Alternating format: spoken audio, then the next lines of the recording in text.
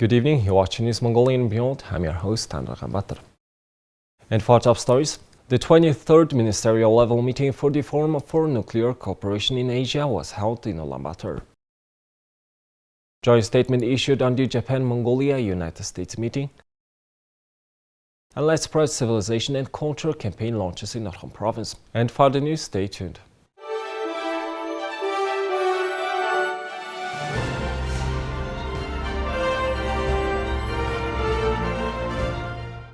The 23rd Ministerial level meeting of the Forum for Nuclear Cooperation in Asia was held at the Mongolian Ministry of Foreign Affairs on Monday. The annual meeting is the highest governing body of the forum. The meeting covered the activities, policies, project outcomes, and decisions on further measures. Mongolia's Minister of Foreign Affairs opened the forum with a speech. My sincere appreciation also goes to the Cabinet Office of the Government of Japan, the Japan Atomic Energy Commission, the Ministry of Education and Science, and the Nuclear Energy Commission of Mongolia for their constructive engagement and contribution. The theme of this year's meeting is the use of radiation technology in oncology. 12 participating countries gave presentations on their best practices. In addition, we discussed the possibility of improving the outcomes of joint projects implemented through FNCA cooperation. Top management in the nuclear energy industry in 12 countries, including Australia, Japan, Bangladesh, Indonesia, Kazakhstan, the Republic of Korea, Malaysia, Mongolia, the Philippines, Thailand, and Vietnam, attended the forum virtually and in person. The theme of this year's meeting was the use of radiation in the treatment of oncological diseases, and participants shared their experience with using nuclear technology in cancer treatment in the Asian region. Participants also discussed the support, development, and use of new advanced radiation therapy technologies and the intensification of cooperation with relevant international organizations. 16 to 20. In pursuit of their joint interest and shared values, Japan, Mongolia, and the United States held a trilateral meeting in Tokyo on October 28th. The three sides discussed a wide range of regional security challenges, economic issues, and areas of cooperation. They reaffirmed their commitment to strong ties and dedication to their visions for a free and open Indo-Pacific region. Japan and the United States expressed their support for Mongolia's democracy and third neighbor policy. Director General Funakoshi Takehiro of the Japanese Ministry of Foreign Affairs of Asia and Oceania Bureau, State Secretary of the Mongolian Ministry of Foreign Affairs Neymar Trial, and U.S. Deputy Assistant Secretary of State for East Asian and Pacific Affairs Mark Lambert participated in the meeting. Japan, Mongolia, and the United States emphasized the importance of international law, including the United Nations Charter, the principles of sovereign equality, respect for the independence and territorial integrity of states, and prohibition of the threat of use of force. The three sides expressed concern for the suffering of the Ukrainian people. The sides also expressed deep concern about the risk of nuclear weapons use and the deteriorated international security environment, and called on all states to affirm that the nuclear war cannot be won and must never be fought. Japan, Mongolia, and the United States expressed their respective views regarding the Democratic People's Republic of Korea's continued development of nuclear weapons and their means of delivery, including the unprecedented number of ballistic missiles launched in 2022. All sides underlined the necessity of resuming dialogue and called on the DPRK to fully comply with its obligation under relevant UN Security Council resolutions and to engage in dialogue. The three sides reaffirmed their shared commitment to maintaining rules-based international order, including the principles and purposes of the United Nations Charter. The Let's Spread Civilization and Culture campaign will be carried out in Orkhon province for 2 months. The campaign was launched during the Book Days Festival, which is held to raise public awareness on various social issues and educate younger people. Culture covers everything in human society, including the knowledge and features of a specific group of people living in a region. Civilization is a breakthrough in human society, an advanced level of social and human development. People often conflate the terms culture and civilization and end up using them synonymously. We ask people to define civilization. Civilization, or being civilized, starts with properly greeting each other. As a scholar, I think being civilized comes from education and self-development. Culture and civilization start with a person, from ourselves, from our minds. It makes a man a person. It's a tool for seeing the world and the basics of communicating with others. I think Erden's residents are well known for their reading culture and habits. When the city was founded, it was mostly young professionals. The Let's Spread Civilization and Culture would concentrate on many important issues, including effective communication with customers. The Orkhon province Let's Spread Civilization and Culture will be held for 2 months. The province administration says that awareness raising and educational work will be conducted during the campaign. Thank you for staying with us. Now let's take a look at the currency exchange rates provided by Mongol Bank.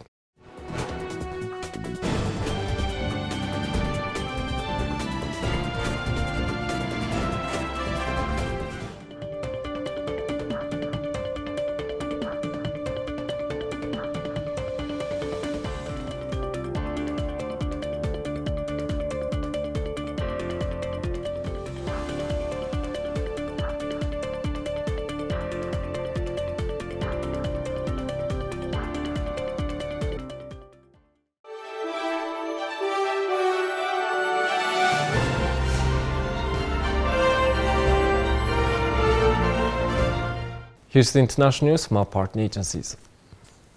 Inflation in the Eurozone is expected to have reached a new record high of 10.7% in October.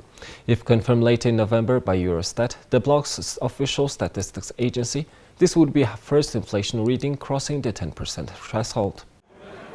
The increase was fueled by energy prices, which Eurostat estimates were 41.9% higher than in the same month last year.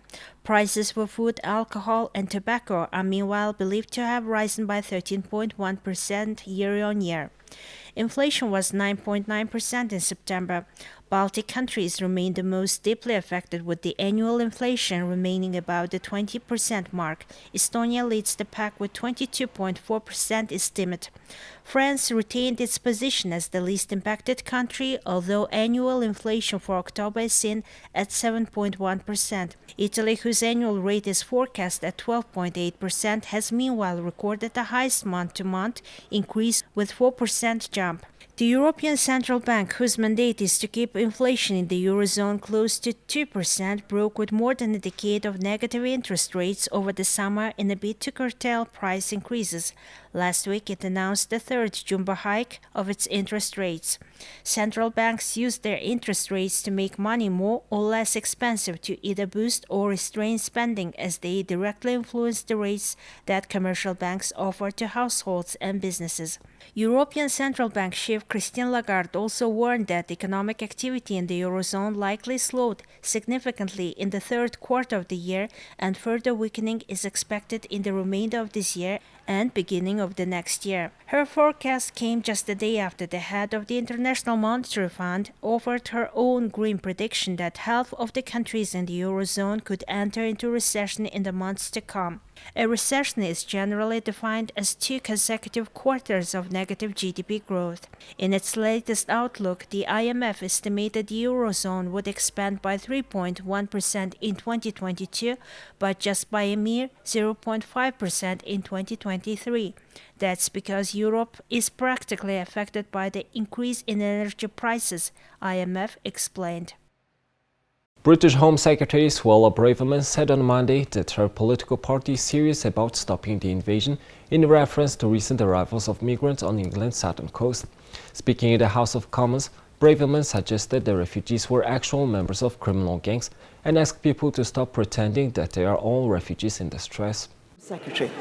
Hundreds of people who crossed the English Channel in small boats have been moved to Manston, a former airfield in southeast England, after another processing center was hit with gasoline bombs on Sunday by an attacker who then killed himself. There already were 3,000 people at the facility, which is intended to hold about half that number. Braverman defended her department's handling of the migrants at processing centers, saying the country faces so many arrivals so quickly it is practically impossible to procure over 1,000 beds at such short notice.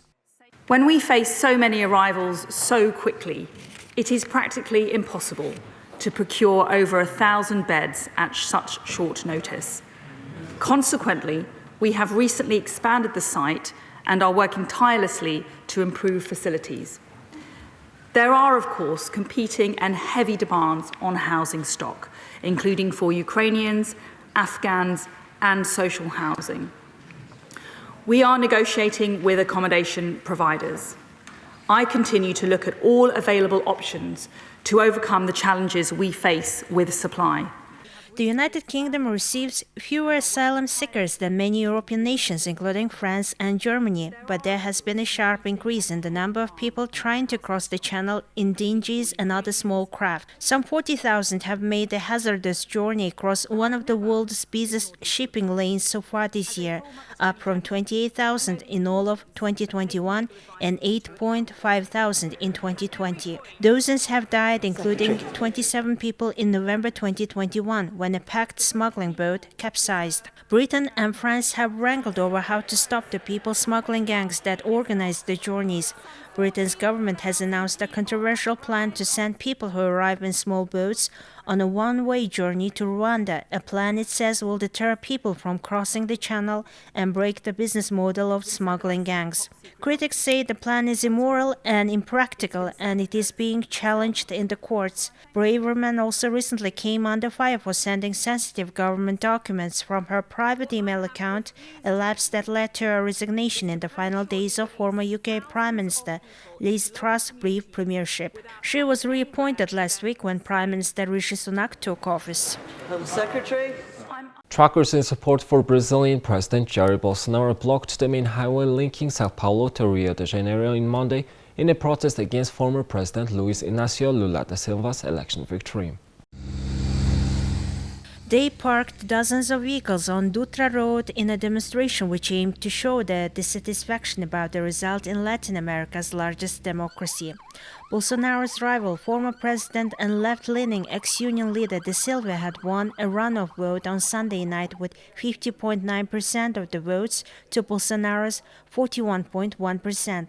Nearly a full day after Bolsonaro lost his bid for re-election, the usually brash right-wing leader had neither conceded defeat nor challenged the results of the country's closest political contest in more than 3 decades. Bolsonaro hadn't spoken a word to reporters camped outside the official residence or the supporters who regularly gather nearby, nor did he post on his otherwise prolific social media platforms.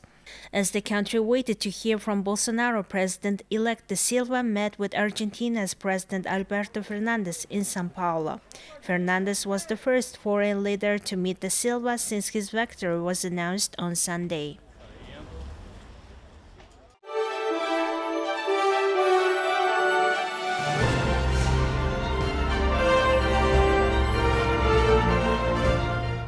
Now let's take a look at our regular feature on sports. Qatar launched an international consular service center on Sunday to support fans from all over the world as they attend the 2022 FIFA World Cup tournament. It is the first ever such center in the history of the World Cup. The inauguration was attended by ambassadors and representatives of more than 40 embassies. The representatives will help nationals from the 31 countries whose teams qualified for the World Cup, in addition to the countries that recorded the highest ticket sales for the championship matches. We want to make sure that we have everything in place to support them, all their needs. We never know what can happen with, crowds and so many people coming to enjoy the sport.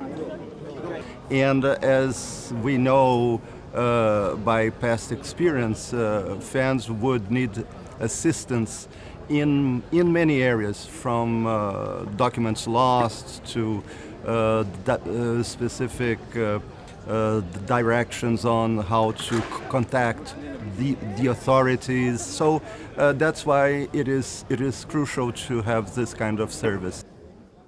The event took place at the Doha Exhibition and Convention Center in the presence of Sheikh Mohammed bin Abdulrahman Al Thani, Deputy Prime Minister of Qatar, Hassan Al Tawadi, Secretary General of the Supreme Committee, Colin Smith, FIFA World Cup Qatar 2022 Chief Operating Officer, and CEO of the FIFA World Cup Qatar 2022, Nasir Al Khater.